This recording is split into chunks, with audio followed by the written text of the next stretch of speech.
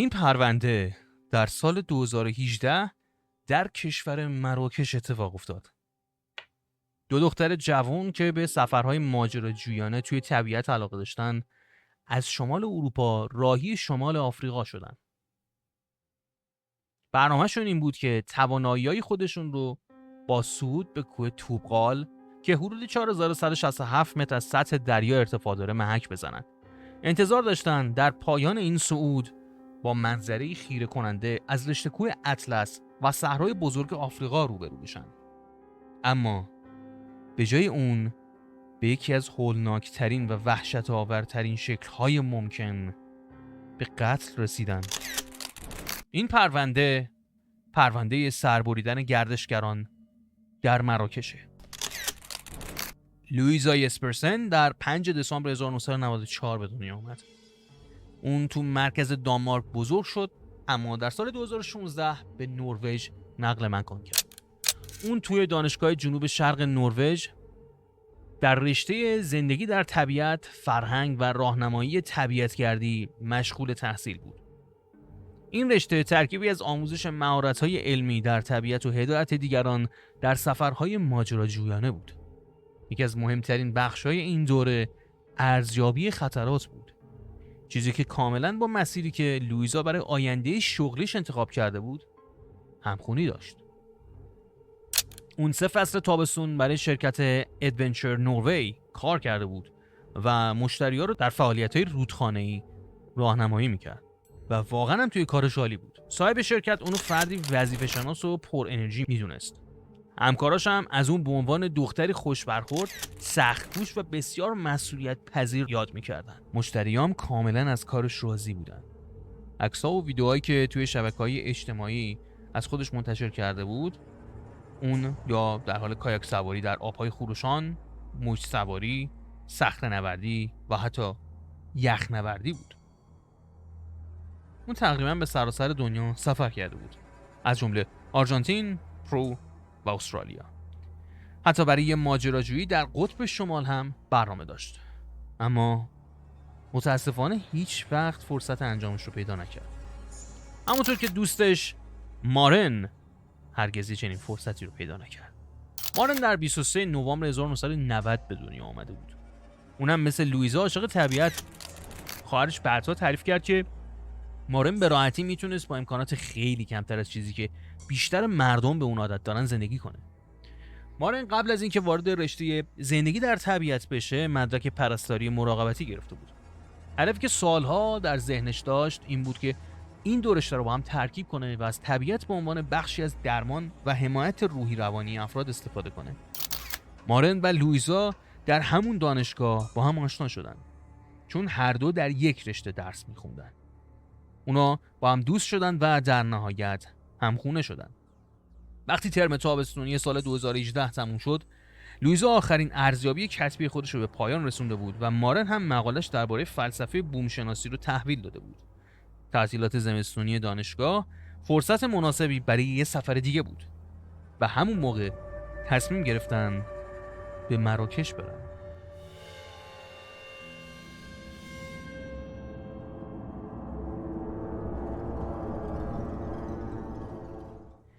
در ابتدا قرار بود 5 دانشجو از دانشگاه تو این سفر شرکت کنن، اما 3 نفر از همکلاسیاشون تصمیم گرفتن به جای کوهنوردی برای موج سواری به ساحل برن. این سفر یه سفر شخصی بود و هیچ ارتباطی با برنامه‌های دانشگاه نداشت. برنامه‌شون صعود به کوه توبقال بود. در 21 نوامبر لویزا در فیسبوک از دوستاش و کوهنوردای با تجربه درباره صعود به این کوه در ماه دسامبر سوال کرد و کم کم برنامه‌ریزی سفرشون رو انجام داد. این دو دوست در 8 دسامبر از اسلو راهی مراکش شدن. اولین مقصدشون شهر مراکش بود. بعد از اون با تاکسی به روستای ایملیل رفتن. اصلی ترین نقطه شروع مسیر صعود به کوه توبقال. یکی از راهنماهای محلی بعدها گفت که در 12 دسامبر با اونها ملاقات کرده بوده. اونا در دفتر راهنماها ثبت نام کردن، اما هیچ راهنمایی استخدام نکردن. ظاهراً کوهنوردای با تجربه‌ای که تجهیزات مناسبی دارن معمولاً این مسیر رو به صورت مستقل طی می‌کنن. لوئیزا مارن هم تجهیزات کامل کمپینگ زمستونی، تجربه مسیریابی و کیسه خواب‌های گرم همراهشون داشتن.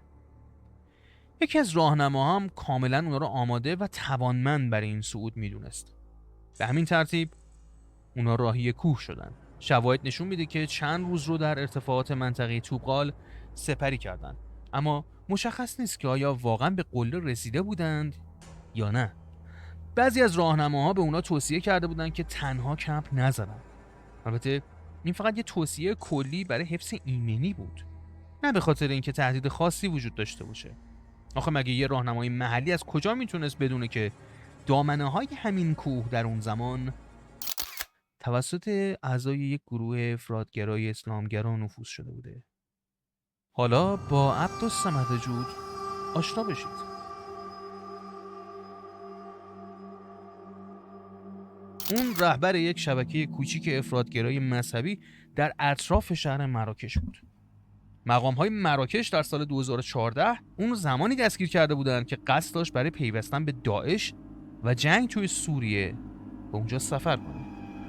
به همین دلیل اون مدتی به خاطر جرم مرتبط با تروریسم در زندان حبس شده بود. مطالعات مذهبی و سابقه محکومیتش باعث شده بود که در میان محافل افراطگرای اسلامی جایگاه و نفوذ زیادی پیدا کنه. بعضیا حتی او را امیر محلی خودشون میدونستن.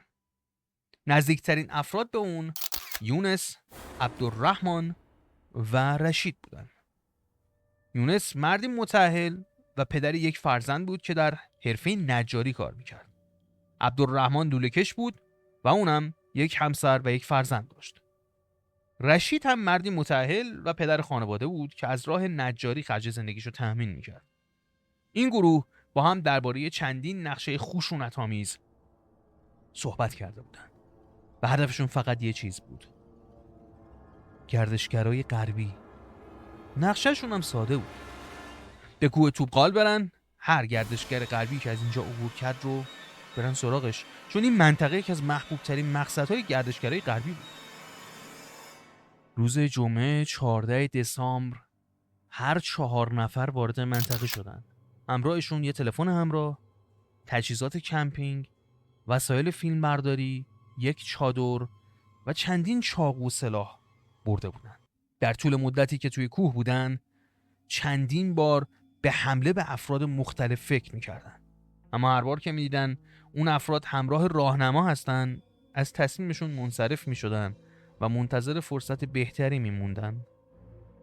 وقتی هیچ هدف مناسبی پیدا نشد، عبدالرحمن منطقه رو ترک کرد و به مراکش برگشت. اما 3 نفر دیگه باقی موندن. اونا مصمم بودن که یه گردشگر غربی رو پیدا میکنن.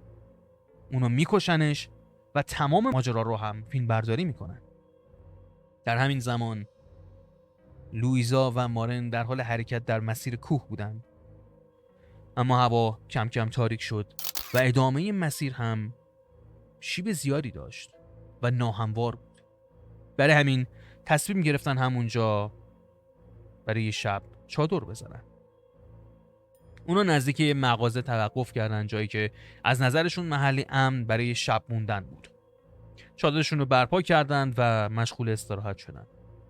اما خبر نداشتن که کسی از دور اونا رو زیر نظر گرفته. اون 3 مرد دیده بودن که این 2 زن کجا چادر زدن. برای اونا این دقیقاً همون هدف ایدئال بود. 2 زن تقریباً بدون توان دفاعی و مهمتر از همه بدون هیچ راهنمایی در کنارشون. بعد از نیمه شب 3 مرد به سمت چادر اونا حرکت کرد. یونس از بیرون چادر فریاد زد و به اونا دستور داد بیرون بیان. اما قبل از اینکه فرصت هر واکنشی پیدا کنن، دستش رو به سمت زیپ چادر برد. لوئیزا هم از داخل زیپ رو گرفت تا نذارن باز بشه. اما یونس تیغه‌ای بیرون کشید و شروع کرد به بریدن دست اون. بعد از اون مردها از بیرون چاقوهاشون رو از میون دیوار نایلونی چادر به داخل فرو کردن. هیچ خبری از آدم ربایی یا گروگانگیری برای گرفتن پول نبود. این یک حمله کاملا بیرحمانه بوده. و تمام این صحنه ها هم در حال ضبط شدن بودن. لویزا با وجود جراحت شدید به شکلی موفق شد از چادر بیرون بیاد و شروع به فرار کرد. اما متاسفانه کمی بعد توی مسیر توسط اونا گیر افتاد و دوباره مورد حمله قرار گرفت. رشید با تلفن همراهش از اون فیلم میگرفت. اون در حالی از لویزا فیلم برداری میکرد که پاشو روی گردنش گذاشته بود و منتظر بود بقیه با ساتورهاشون برسن. وقتی عبدالصمد خودش رو به اونجا رسوند، ساتورش رو بیرون کشید و ضربه‌های پیاپی به گردن لویزا وارد کرد. اونقدر به این کار ادامه داد تا سر لویزا رو کاملا از بدنش جدا کرد. تو همون ویدیو یکی از مردها این قتل رو انتقام از جنگ علیه داعش در شرق سوریه توصیف میکرد. بعد از اون گروه دوباره به سمت چادر برگشت، جایی که مارن هنوز داخل اون بود. یونس اون رو پیدا کرد در حالی که توی چادر نشسته بود و هیچ حرکتی نمیکرد. اون هنوز زنده بود، اما از شدت شوک ناشی از ضربه‌های متعدد چاقو کاملا خشک و بی حرکت شده بود. یونس دوباره به اون نزدیک شد و یک بار دیگه با چاقو به سینش ضربه زد. بعدش چندین بار دیگه از پشت و روی دستاش هم با چاقو ضربه زد. بعد بدن مارن رو تا نیمه از چادر بیرون کشید و به 2 نفر دیگه گفت که قصد داره چه کاری رو انجام بده. اون به اونا گفت که میخواد سرش رو از بدنش جدا کنه.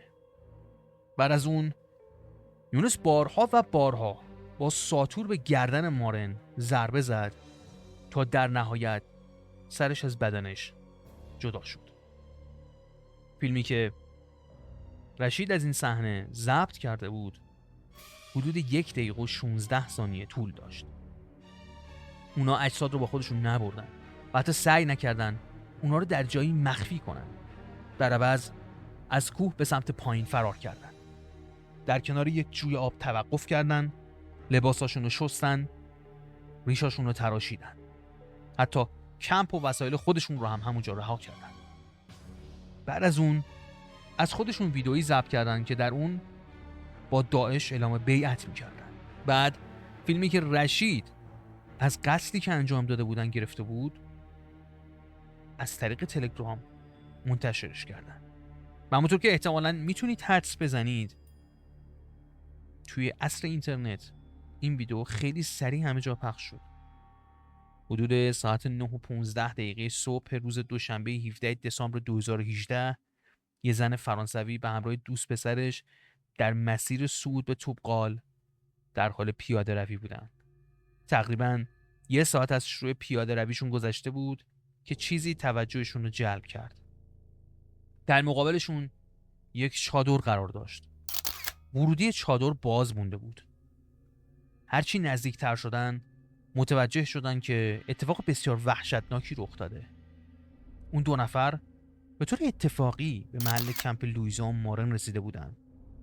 وقتی فهمیدن با چه صحنه‌ای روبرو شدن، ابتدا از اونجا عکس گرفتن. بعد فوراً به همون مسیری که ازش اومده بودن برگشتن و به هر کسی که تو راه میدیدن هشدار میدادن که به مسیر ادامه ندن. بعد با پلیس تماس گرفتن و اون چیزی که پیدا کرده بودن رو گزارش دادن. مدت کوتاهی بعد نیروهای پلیس به محل رسیدن و منطقه رو تحت حفاظت قرار دادن. چادر آسیب دیده، تجهیزات 2 زن و اجساد اونا رو در محدوده کوچیک پیدا کردن. وضعیت چادر نشون میداد که حمله زمانی آغاز شده که هر 2 زن هنوز داخل اون بودن. مدت زیادی طول نکشید تا با همکاری مقام‌های مراکش، دانمارک و نروژ هویت رسمی این 2 زن تایید بشه. بعد از اون خانواده‌هاشون خبر ویران کننده مرگ اونا رو دریافت کردن. برای هر 2 تا قربانی کالبد چکافی هم انجام دادن. لویزا در مجموع 23 جراحت روی بدنش داشت.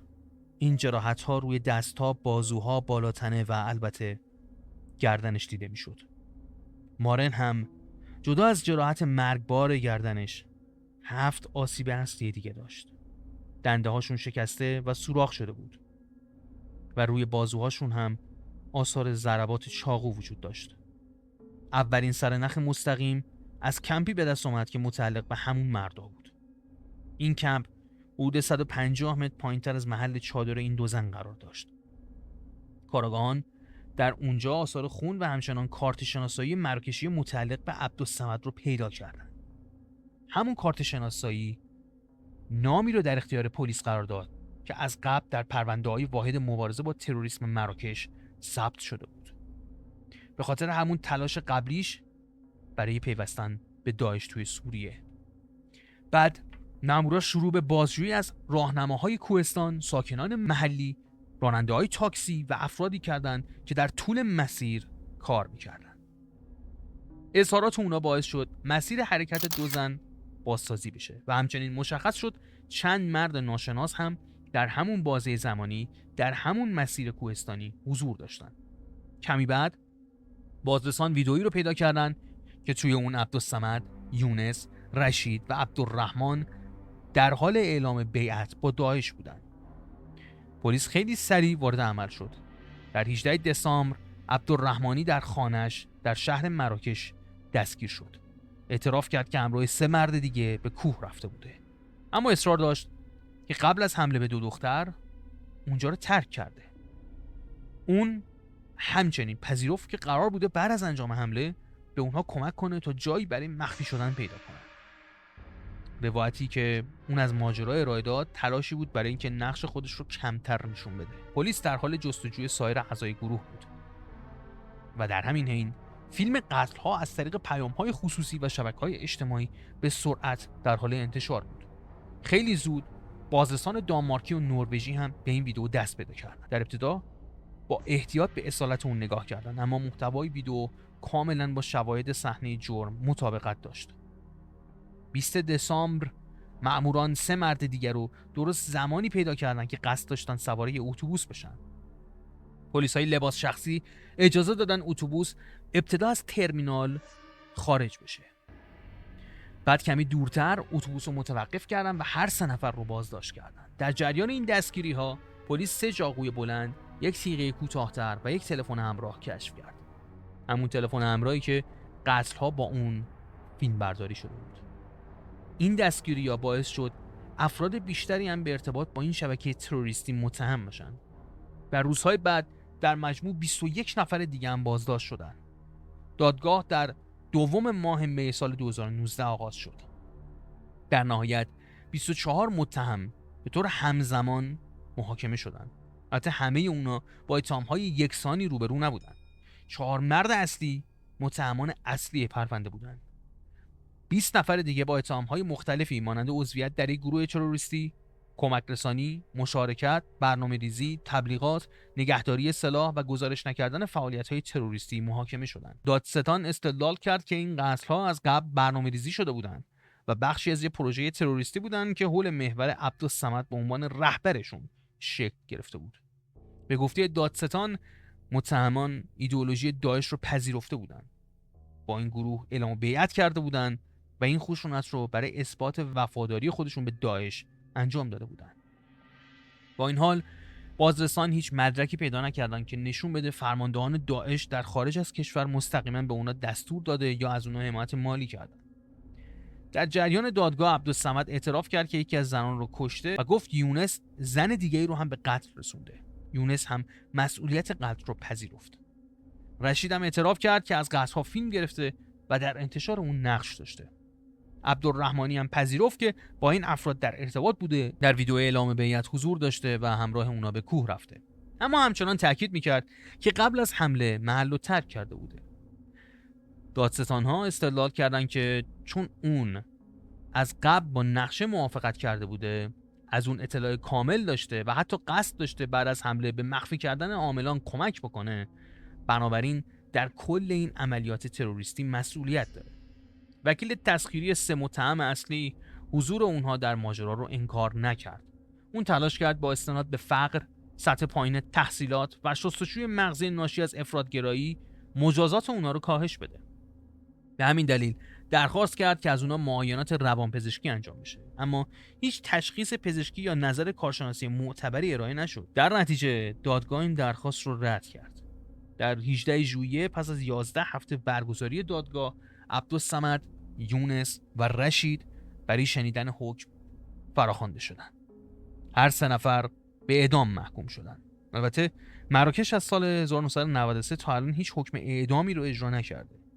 بنابراین این احکام از نظر قانونی صادر شدن اما مثل گذشته فوراً اجرا نشدن. عبدالرحمانی هم به حبس ابد محکوم شد. حدود 20 متهم دیگه بسته به میزان نقششون به مجازات‌های بین 5 تا 30 سال زندان محکوم شدن. خانواده لوئیزا علیه دولت مراکش دعوای حقوقی مطرح کردند. اونها استدلال می‌کردند که مقام‌های مراکشی در نظارت بر افراد افراط‌گرایی که از قبل میشناختنشون کوتاهی کردند و معتقد بودند که امنیت کافی در مهمترین مناطق کوهنوردی فراهم نشده. اما هیچ غرامتی به خانواده لوئیزا پرداخت نشد. دولت مراکش هم هر گونه قصور یا سهل‌انگاری رو رد کرد. 3 مردی که به اعدام محکوم شده بودند درخواست تجدید نظر دادند. اما نتیجه دقیقاً برعکس شد. به جای کاهش مجازات، حکم عبدالرحمانی هم از حبس ابد به اعدام تغییر کرد. با این حال تا ماه ژوئیه سال 2026 هیچ یک از این 4 نفر اعدام نشدند. برای عبدالرحمانی و یونس اجرای این حکم دیگه هرگز ممکن نیست. عبدالرحمانی در فوریه سال 2023 توی زندان مرد. بر اساس گزارش‌ها یونس هم در اولیه ژوئیه سال 2025 بعد از یک فروپاشی شدید روانی توی زندان میمیره. 2 متهم دیگه هم تا پایان عمرشون در زندان خواهند بود.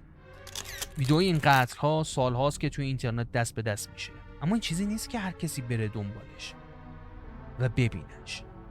واقعاً یکی از وحشتناکترین و آزاردهنده ترین ویدئوهایی که هر کسی میتونه ببینه. این ویدئو لحظات پایانی زندگی انسان‌های واقعی رو ثبت کرده. انسان‌هایی که در میان طبیعت کاملاً تنها با ترسی غیر قابل تصور روبرو بودن و هیچ راهی برای دفاع از خودشون نداشتن. هیچ میزان از کنجکاوی ارزش دیدن چنین صحنه‌ای رو نداره.